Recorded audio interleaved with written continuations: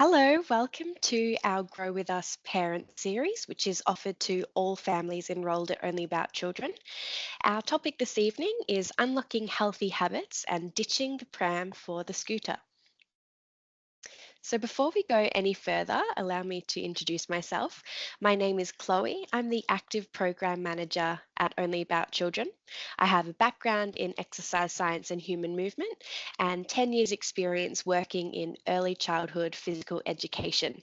I'm also a mum to a very active 1 year old, and my role at Only About Children is to write the physical education program, and I then train the educators to embed the program in their curriculum and inspire them to come up with some of their own activities.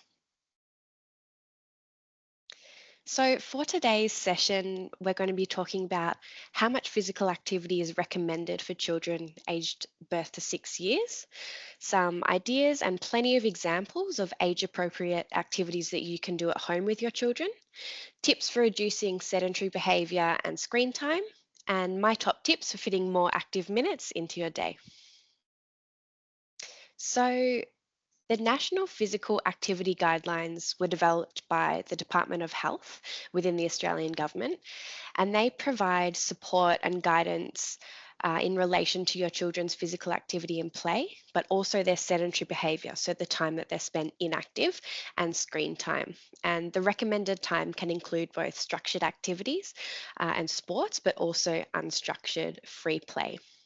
So, for infants birth to 1 year, the advice is even that before they're walking or mobile, babies should be physically active several times a day in various ways. So, basically, as active as you can in as many ways as possible. For toddlers aged 1 and 2 years, at least 3 hours of various physical activities each day, including some form of energetic play. So, that running, jumping, dancing, things that get the heart rate up. And then for preschoolers aged 3 to 5 years, they should be active for at least 3 hours per day, including 1 hour of that energetic playtime. And in all cases, the more active play the children take part in, the better. So, doing small bouts of active time throughout the day is a manageable way to meet these guidelines. So, next, I'll take you through some tips and ideas to help you include more activity into your child's day. So, looking at our infants birth to 1 year, my tips are to choose things like active toys. So, they might be things like play mats where the children can reach and bat, kick, tummy time mats, like the ones with the water in it, and there might be little fish swimming around, rolling toys, things like that. Encouraging reaching and grasping, so putting things just out of their reach so that they're learning to roll over or stretching out. Pushing and pull games like cars or pull along toys, baskets, walkers if they're starting to pull themselves up, and playing music just to ignite that excitement and inspiration to get them moving. And then using day to day routines as an opportunity for movement. So things like bath time or nappy change, which I'll take you through a bit more in a moment. So here are some examples of things that you can do for this age range. The first is baby stretches after nappy change. So you've already got them laying on their back, you've got their full attention. Things like crisscross, so it's connecting the opposite arm to leg, and you might be moving them and connecting them in time with a rhyme or a song and swapping over doing the other side. So that is what's encouraging what's called bilateral integration. So it's the left and the right sides of the brains communicating. Another one is butterfly stretches. So lifting the arms up, over, and back, getting that movement in the shoulders. And then bicycle kicks. So holding onto their little legs while they're on their back and pulling and extending their legs like they're riding a bike. And then maybe you might go backwards as well. And that's good mobility for the hips, knees, and also ankles. Another one is finger pull-ups. So getting them to just hold onto your little fingers, letting them lean all the way back, pulling them back up, but also allowing them to focus on their own sense of core strength and core stability. So putting them back just enough that they realize, oh, I have to hold myself up. Clapping games, which, things like patty cake that encourage connecting with a moving object, which is quite an advanced hand-eye coordination skill. And action songs, things like everybody clapping or everybody stomping, that get them to mimic you and copy those bodily movements. Things like parachute games, and if you don't have a parachute at home, maybe you can even just use a blanket or a sheet, encouraging teamwork and crawling underneath or just even moving it with their arms, just getting that movement. A scarf catch. So balls are quite fast moving for this age range. We used to use balloons, but things like scarves or paddy pans are a more environmentally friendly option for something that moves a lot more slowly and floats down, allows them more time to catch than a fast moving ball. Pack up games, so spread all your Lego or whatever it is all over your floor and quickly pop everything back into the basket. Rolling and chasing games. So you might roll a ball and get your little one to crawl after it or even just reach towards it.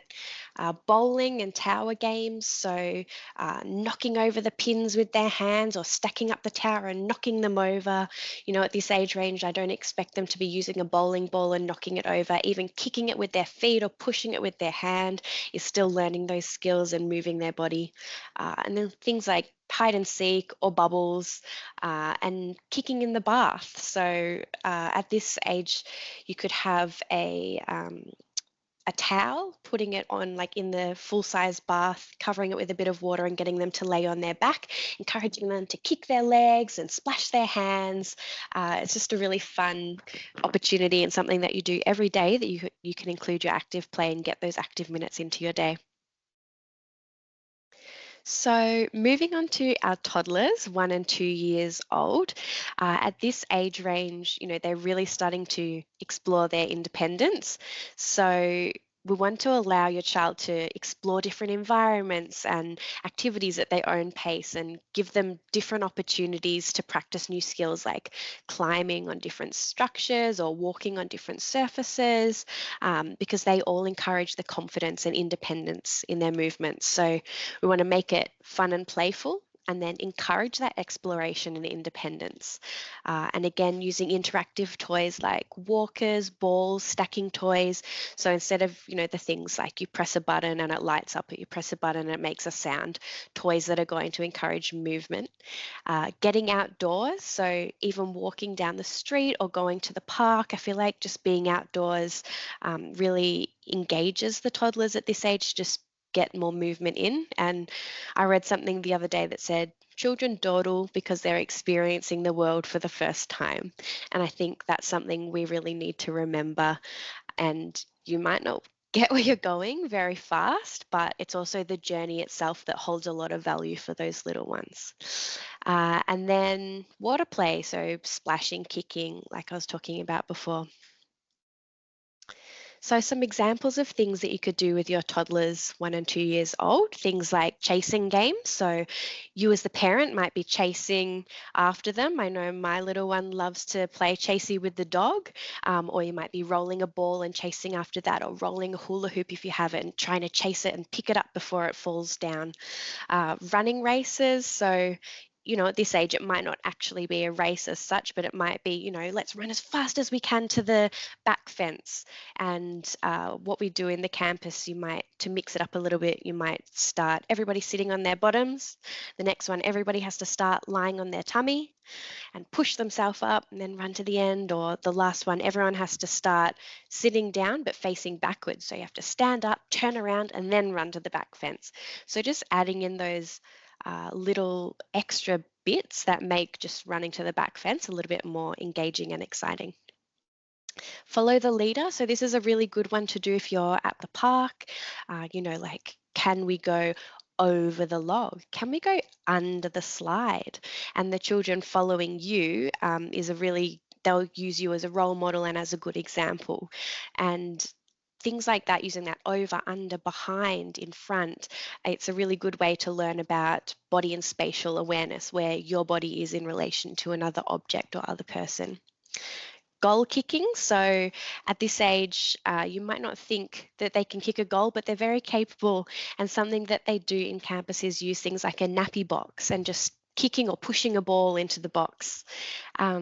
Freeze dance, I'm sure a lot of you already know freeze dance, but you can look it up on YouTube, and it's basically like musical statues, but a bit more child friendly and interactive.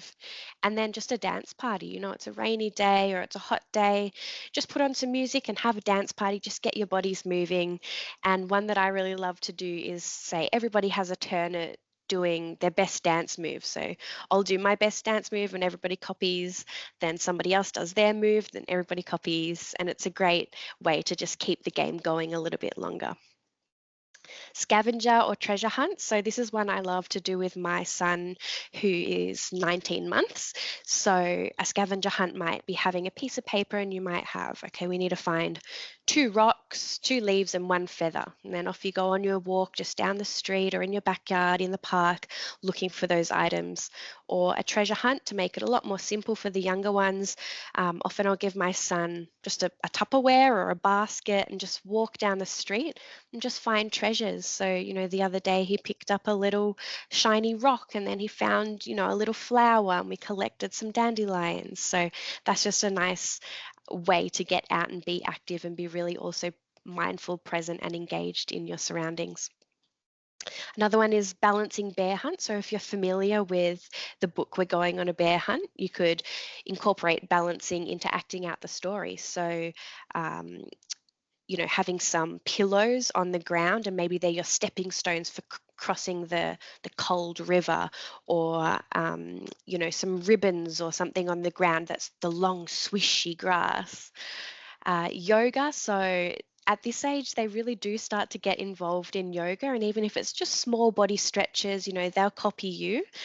And then imagination-based games like aeroplanes. Can you be an aeroplane flying around the backyard, landing on all the different airports? Or animal movements are always a good one. Can you be a frog and jump up as high as you can? Or can you be an elephant stomping around your room? And then the last one I've got here is paper plane. So a super easy one you can do at home. You can even decorate your paper, make it into a paper plane, and then see who can throw it the furthest, or can you introduce a basket that you have to throw it into? And it's that hand-eye coordination, it's aim and accuracy, it's also fine motor skills when you're making the paper plane itself. So now moving on to our preschoolers, 3 to 5 years. My first tip is to add the element of competition, because I feel like this just adds a little bit more motivation for the children to want to participate. But it also adds that concept of winning and losing and preparing them for things like school PE and those emotions of winning and losing. Including both structured physical activity and non-structured play. And that might be introducing simple sports, and it might be a club-based sort of sport, or it might be just with the parents down at the park. And then exploring nature. So like with the toddlers, just getting outside, seeing what you can find, or moving about at the park or down at the beach. And then lastly, keeping it fun. So just because it is a bit more structured and we're adding competition doesn't mean that it shouldn't be fun. So we always want exercise to be fun and something that the children want to engage in. So for our examples for the preschoolers, call and response type games. So it might be things like Simon says, but Simon says run on the spot. Simon says jump up high. Or another one I do is coach says. So it's basketball based skills. And if you've got a ball at home, you could do things like coach says bounce your ball. Coach says pass your ball behind your back. Coach says throw the ball up in the air. More structured music games. So 2 examples I've given here are bounce and freeze. So again, with the ball, when the music's playing, you bounce the ball. When the music stops, you have to freeze. Or the flop dance, which is always a favorite in all of our campuses. When the music plays, you're dancing. When the music stops, you have to flop onto the floor, onto your stomach. And then when the music plays, you jump up again and start dancing. And that one's really high energy. It's almost like you're doing burpees up and then down, and it really gets the heart rate up. Egg and spoon races. So You might not want to use a real egg, but you are welcome to.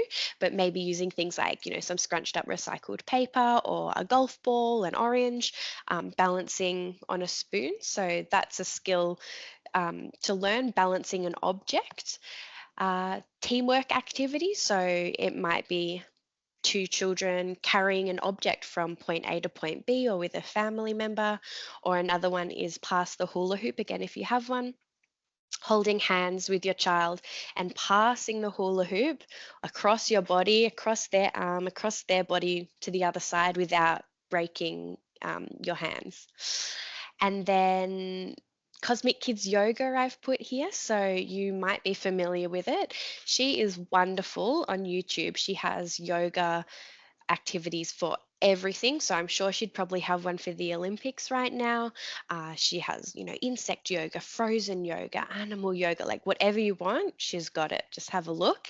And you could do that with your children on the TV, or if you wanted to not include screens, you could watch it in your own time and try and replicate it. And it's sort of storytelling, and she acts out a story with yoga moves for the children. So it's really engaging. So, tag games. I'd often think of tag games as a big group activity, but I've put two ideas here where you can do just one on one. So, buddy tag, I originally put into our program as like a dodging your opponent type activity with regards to like rugby league or AFL.